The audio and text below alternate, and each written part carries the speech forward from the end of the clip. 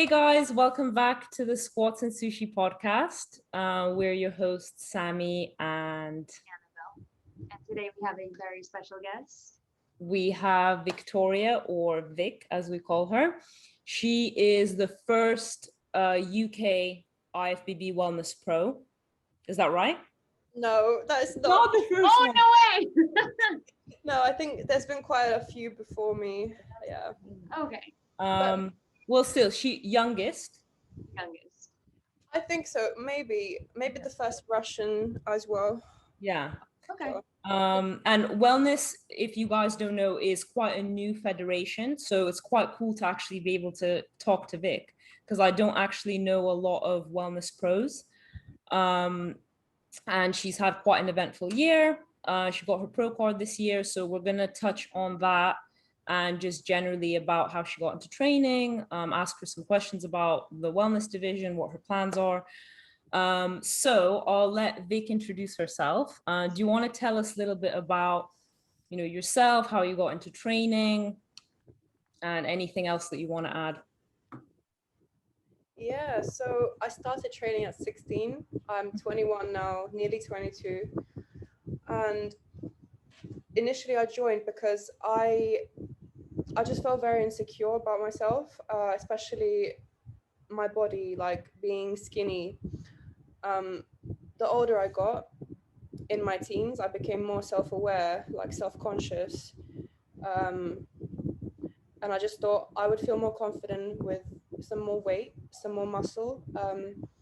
As superficial as it might sound at that age, especially, all I wanted was some glutes, really. So Yeah.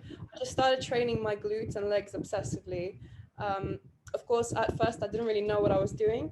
I just did kind of full body, lightweight workouts every day. I was also a vegan. Oh, wow. Yeah, for the animals. But Did you have someone like who introduced you to the gym, or were you just doing your own thing at so the it was time? my mum.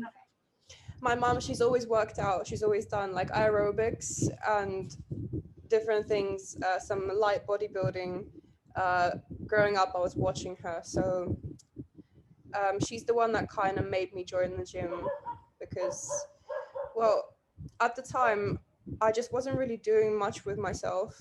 I didn't have anything better to do. And she just showed me some basic exercises. She showed me some deadlifts and how to use the machines. And then I just kind of started to understand. And I was like, oh wow, this is like really fun. I'm quite good at this. I'm learning pretty fast. And And then, it teaches you discipline as well from an oh, of early. course, Yeah. it completely transformed my life. It just took over. That's all I cared about at the time. And I just spent all my time in the gym. Did you do a lot of cardio like before you got into weight training, or did you go straight into training? I never did cardio, no. Didn't. Oh, that's good. That's different. Yeah, A that's lot of really people good. who Because get into the gym, all they do is cardio. yeah, most girls, they're like scared of the weights area, so they're cardio bunnies, and then they go into weight training. Right. So let's start with first question. When you first started training, and you kind of got interested in competing, you wanted to go for the figure division, is that right? Yeah, I mean, when I first started training, when I was still a vegan, I thought my mum actually suggested this, that I could do bikini, because that's how I felt at the time. Yeah. But then the more I trained, the more I started to understand, actually, I'd like a physique. I just started to watch some, women's figure and physique athletes and kind of emulating their training a bit more. Yeah. When did you decide, like, okay, I want to compete? When did you think about doing figure? It was actually December 2020. Mm-hmm. So that March 2020, yeah. I'm gonna show the listeners. December 2019, I decided to compete in my first figure show. And then March 2020, I started my first figure prep. Mm-hmm. And then the first lockdown happened.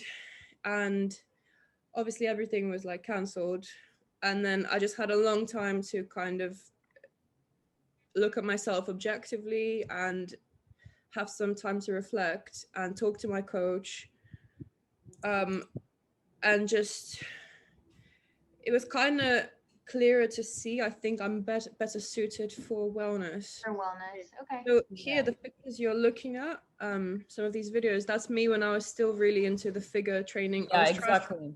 That's what I'm trying to show, is like how you looked when you were more kind of, your goal was figure. Exactly. I used to hammer chest and shoulders and back like really heavy, kind of blow up top. That's mad. Actually trying to catch up my upper body to my legs. Yeah. Really, but it was working. I mean, I was gaining upper body muscle quite well. But in the end, you know, wellness just felt right. Yeah. So then here you can see you're already better suited to wellness. Yeah. I've downsized up top. Yeah. Up top. And so what did you do with your training when you decided that you're gonna do wellness? Did you just reduce your upper body training? You know, what was your kind of protocol? Yeah, definitely reduced it.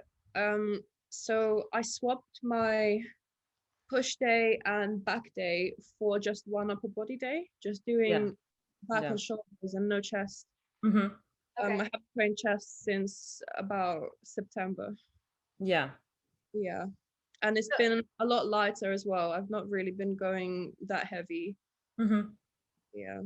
How many days do you train legs? So I do most weeks I do legs upper rest or legs upper legs, depending how I feel. Okay. So there's like a slight bias towards leg training, but you still obviously train your upper body.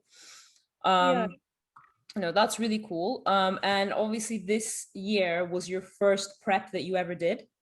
So how was your overall kind of experience of doing prep? You know, how did it go? So overall, it was a very good prep. I think, you know, everyone's prep is different. Every prep is hard, but I think mine was kind of on the easy side because it was lockdown. I could really focus on my prep. You know, I wasn't going to work. I was working from home, which made it a lot easier. Yeah, and having a bike at home as well made it quite. For sure. And because I started the prep on such high calories, I think I was around 4,000. I don't track them, but it was a lot. Goals. In the and so even like peak week, I still had quite a lot of food, I think. That's really the best place that you could be in. Yeah. That's awesome. So question about your prep, do you do meal plans or macros or half? What was your prep like? So I've never done macros. It's just meal plan, just quantities, and then add in or reduce. Sounds good. Week. Yeah. No, that sounds really awesome. And I guess like when you look at your physique, when you competed, you didn't have an ounce of stringiness. So you didn't look like your physique was tired or over dieted. Like you just had that perfect balance of condition and muscle. And I think that's literally what they look for.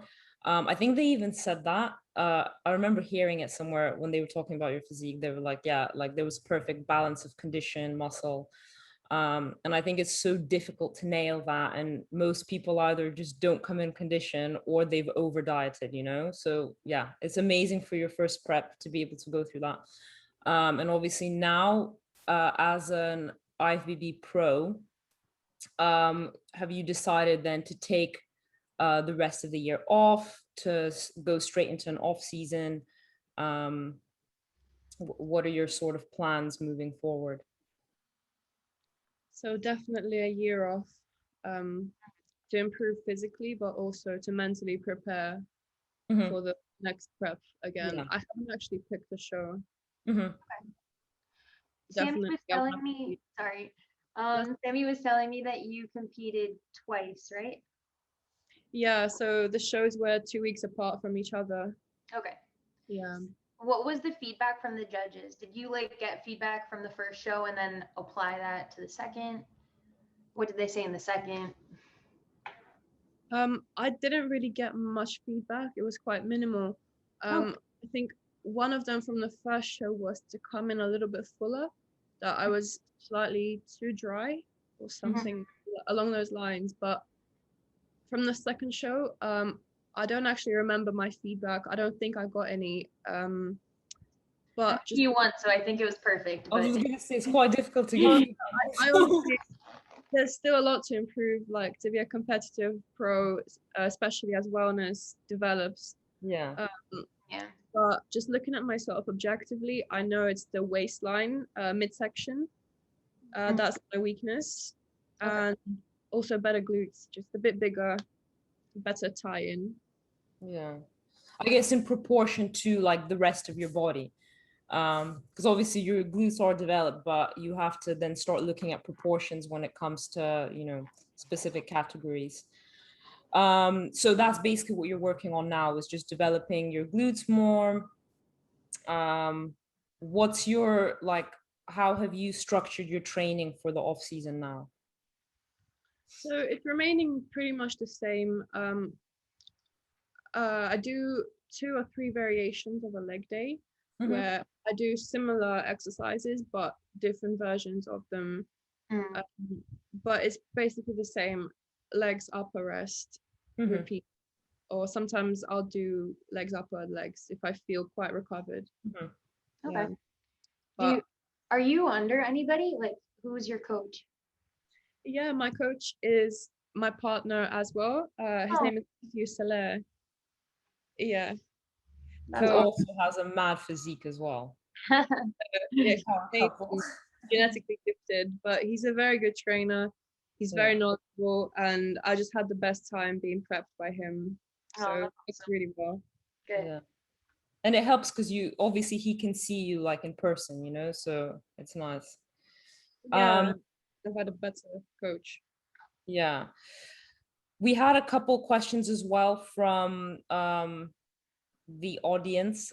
So one of the questions was, what is your favorite glute exercise? So what do you feel is like the exercise, the best exercise for the glutes? Wow. I'd say hip thrust. Yeah. And I don't know what the name for it is. Some people call it arse bench, but it's the one where you lie down with your stomach on the bench, and then you would do it's on the Smith machine. You would kick the machine with both legs at the same time. Okay. Like a reverse frog, if that makes sense. I know what you're talking about.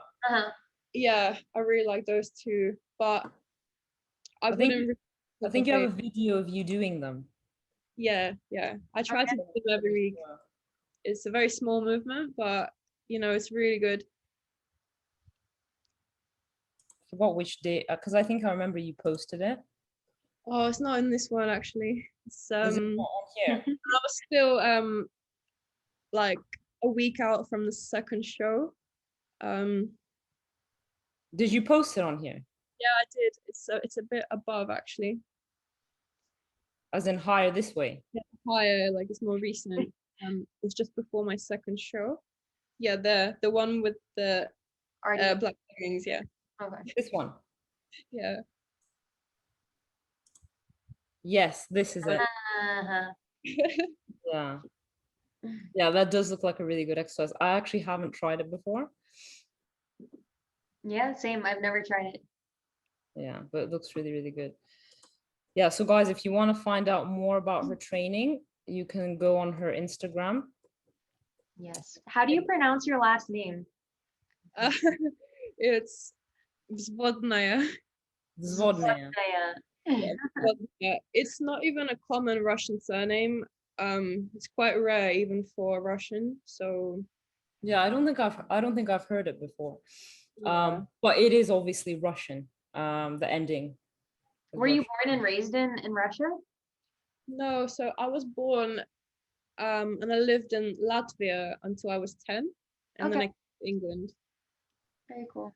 But your parents originally are from Russia? Yeah, so they moved to Latvia from Russia in the 90s. Yeah. In the You USSR speak Latvian?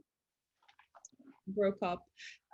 I used to speak Latvian fluently, but because it wasn't my first language, it was my second language, and I had no use for it when I came to England. I forgot it.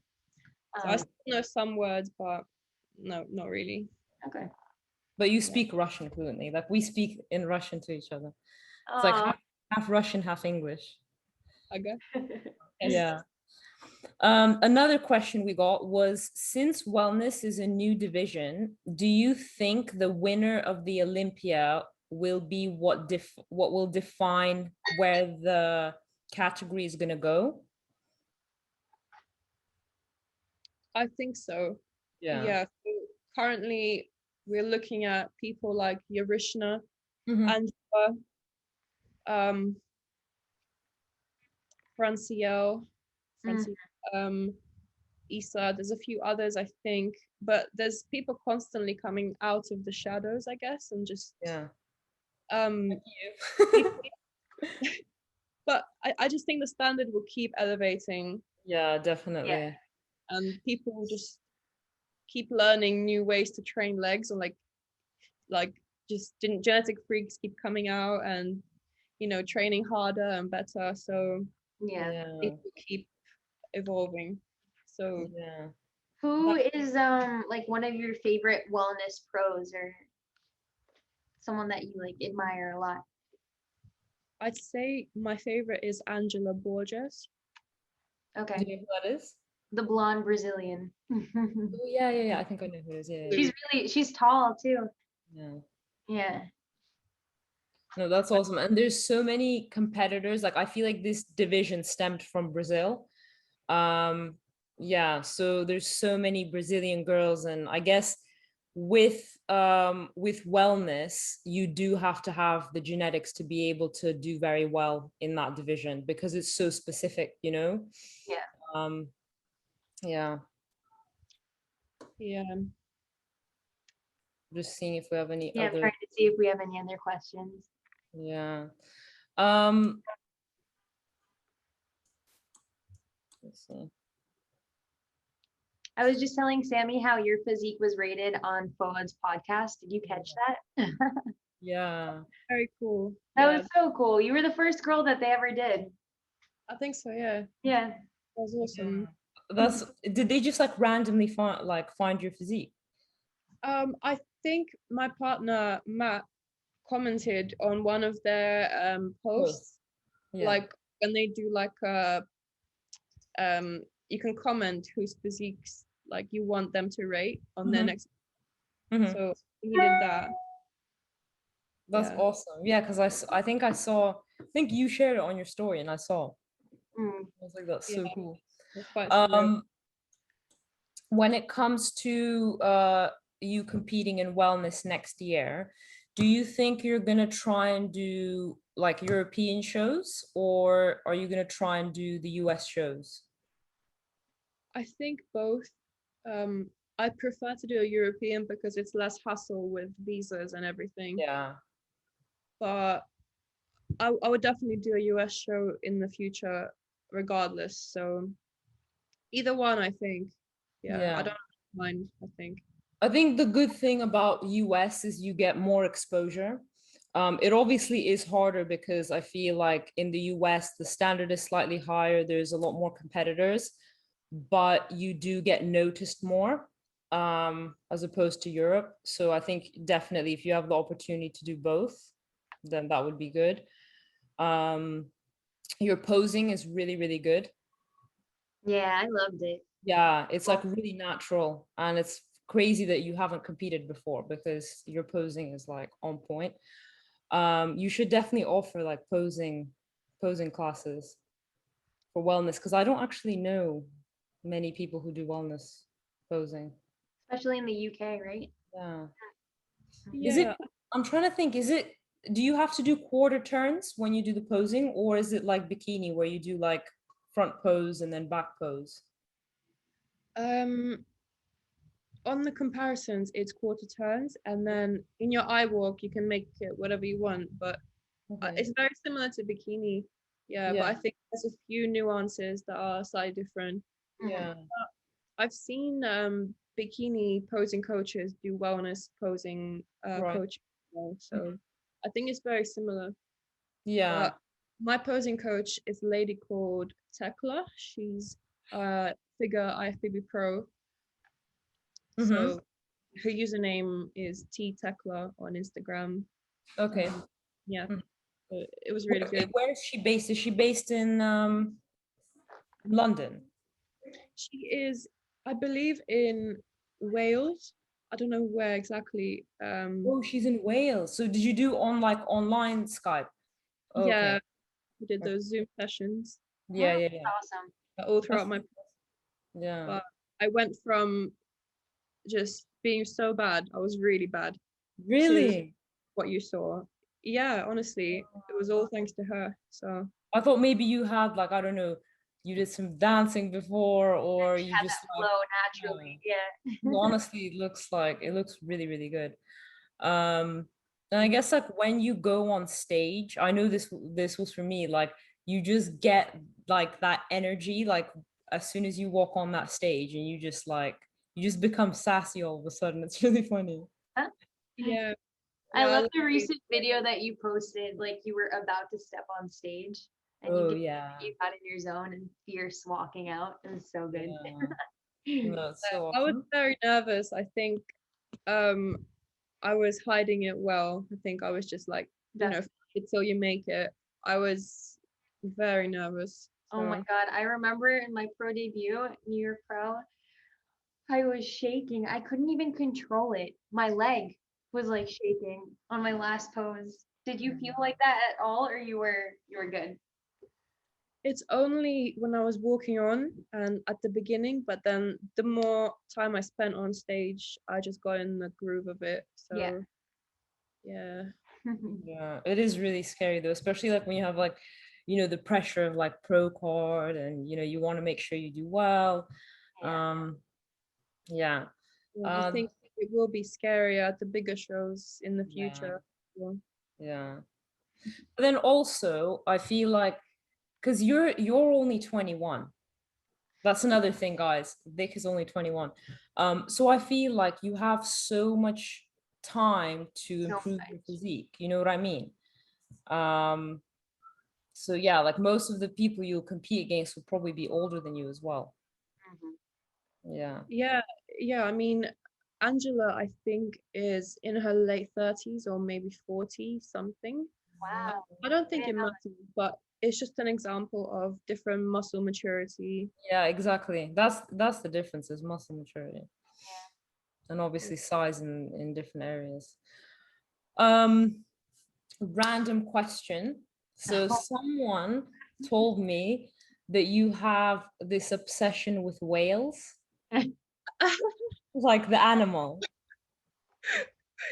I don't think it's an obsession, but recently I randomly just saw a really cool video on Instagram of like a whale like floating in the water and the sound they make, and I was just captivated. I was like, whoa, I've never actually taken the time to like Learn about it. check out whales or learn about them. So then I've been watching loads of videos about them and I'm just so fascinated for some reason, but I really like the sounds that they make. Yeah. Have you heard of this? I'm not sure if it's a documentary, but there's something about the loneliest whale in the world. Have you heard of that? Oh, I haven't seen it. So it produces, the noise that a whale makes, it's called hertz, like it's measured in hertz. Okay, yeah. Hertz, how do you pronounce it? The sound wave. Don't know how you pronounce it. But the noise. So apparently whales make a noise that's between 10 and 20 hertz. Whereas this lonely whale, it makes a noise that's 50 hertz. So it's like a lot higher. And like scientists found that it can't find a mate because no other whale is making that same pitch or something like that. I thought maybe you'd know about it, but it just randomly, literally 2 days ago, I read about this online somewhere. That's cool. I'll check it out. Just search like loneliest whale. That's so sad. Oh, it's so sad, isn't it? So their frequencies have to match for them to mate? I think something like that. Like they make a noise so that the mate knows where they are. That's Oh. basically, you know how like birds sing? It's Mhm. the same thing, but in the water, obviously they can't, the only noises they can make is those like ultrasonic sounds, because they're underwater. So that's the whale noise basically. But yeah. I was gonna also ask you about when it comes to like post show, as long as you like comfortable sharing it, but I think something that's quite common, and Annabel can talk about this, I can talk about it, is coming out of show, like doing a prep, especially when it's your first time. And a lot of people don't really talk about the struggles that they face, you know, with everything, with routine, with nutrition. Um, so when you came out of your prep, did you have a plan in place, or you know, did you just like kind of take a few weeks off? Like what was your kind of approach to coming out of your prep? I should have had a plan, and I thought I would, but Mm-hmm. I just didn't commit to it enough.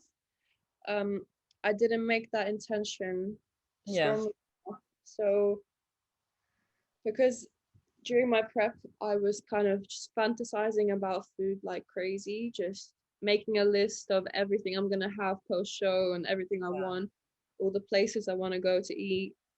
Um, I just binged really hard Yeah. post show. I mean, I'm sure people have done it more than I did, but it was quite bad. Um, I was just bloated every day. Just I was still sticking to some bodybuilding meals that my partner put together for me, but kind of following it loosely, and then just giving into my cravings, just impulsively kind of, or compulsively eating, just shoving food into my face. Yeah. Just cakes and cookies, and Yeah. Yeah. basically just making up for everything I thought I needed. Mm-hmm. Uh, but it's definitely an illusion. It's all, psychological. 100%. Mhm. And I the wish thing is, I could do that. yeah, our bodies are really smart, and we actually do go into like this animal mode basically, where you know, you can tell yourself one thing, but because of the hormones, because of the body fat levels, because of the restriction, you still like, you find a reason to have it, you know. Yeah. I think we've all gone through that. I had a really tough time post show as well. And I guess the main thing to like keep in mind is that like you're human. It's not, you shouldn't think of yourself less of an athlete. Yeah. Especially when it's like your first time. I do feel that every time you diet, even if it's not for a show, you get better at it. You learn about it more, you understand like why you feel a certain way. um yeah, so I think we all go through that. How long has it been since the last show? So I competed on May the 2nd. Okay. So it's How are been you feeling now in terms of the cravings and like binging? Is it better? Has it like subsided? yeah, it's almost, well, it's pretty much gone. After a month, or maybe just over a month, I completely, you know, stopped. It just disappeared basically. But I did feel really bad about myself. Um, just felt quite low. I did feel like a bad bodybuilder for sure, especially a wellness athlete, because my gut, my midsection was so blown out Mm-hmm. that I did not look like wellness anymore. Yeah, now it's gone to the point where I'm actually struggling to get my meals in. My appetite is not really there. So I'm trying to fix that, just trying to stay on structure, eat all my meals. I'm having snacks here and there Mm-hmm. and cheat meals a couple times a week, but it's pretty good for the most part. I feel healthy. I think my hormones have stabilized. So Yeah, that's really good. Yeah. Yeah, no, that's awesome. Because yeah, it will take some time, and obviously for everyone it's different. Um, but yeah, considering that it's only 2 months post show, like that's awesome. Yeah. Do you have any more questions, Annabelle? I'm thinking. um, I was gonna potentially ask, like, when it comes to training, you know how there's like all these different approaches circulating in the industry, like super high volume or like low volume, power building, like there's literally so many different. What would you say from like the point that you started training to now, because your legs are so impressive, and like we're not just saying this, like you actually have like some of the craziest legs I've ever seen. Do you think that there's a specific approach that helped with that, a specific training style, you know, something that you would recommend people to do if they really want to focus on building their legs, apart from don't be a pussy? Good question. Yeah, that's a good question. So I'd say now my training is very similar to when I started, when I got serious at the beginning. So, which is high volume and high intensity. So basically going as heavy as I can for just loads of volume. I always use techniques like supersets, drop sets, cluster sets. And for a while, last year, I kind of fell into the low volume, high intensity thing, log booking, trying to go as heavy as possible, progressing all my reps and my weight. And I think it wasn't sustainable for me. I did it for about 6 months. And then I went back to high volume, and not trying to go as heavy, but just kind of Like feeling the muscle. Yeah, and I think that aligns more with wellness, what wellness is. So I've kind of gone back to my roots, with what I started, like, which is always been high volume. And then, you know, along the way, I tried out the low volume thing, but now I can see more and more, I think high volume and high intensity is the best for me. But I definitely think volume gives you volume visually, and I think that's what wellness is. Yeah, that makes sense. Have you Actually having this discussion. Oh, sorry. Sorry? No, I was gonna say, we were talking about it, how like when you have like a low volume approach, the muscle looks very different to if you do high volume. And obviously, like with bodybuilding, the whole point is hypertrophy. So it makes sense to do more volume as opposed to like doing powerlifting, basically, you know? So yeah, what were you gonna say? I was gonna ask if you ever had any kind of injury, or if you felt like niggles when you were doing that training, like the logbook, beating the numbers, heavy weight. Did you feel? Yeah, I don't think I got any injuries doing that method, but I do have a hamstring tear, which I got going into the splits on my left leg really suddenly without stretching. I was 16, I was trying to show off, and it was really stupid, but yeah, I tore my left hamstring, and it's healed pretty well on its own for the most part, but it still bothers me, and it holds me back in some things where I've just got kind of the hamstring tear has traveled up into my hips. So I've got like a hip shift, and I've got a really tight lower back, and I've got little niggles. My shoulder has a niggle as well, but you know, I work through it. It's nothing kind of too major. bad. So do you do I don't know, do you see anybody for it? Do you do like rehab work on it, on the hip, on the shoulder? Yeah, I do see a sports therapist, sports massage. I don't know the correct term, but I get deep tissue work, and that helps done on it. And stretching is a big thing as well. Need to be better at stretching. That's one thing. We all do. Yeah, no, that sounds like, I think most of us have like some sort of niggle, you know, and as long as you're aware of them, and you know, when you're training, and especially when you're going heavier, you're making sure you're aware of that, because I feel like so many people start to compensate their form when they train heavier, or if they get fatigued. So yeah.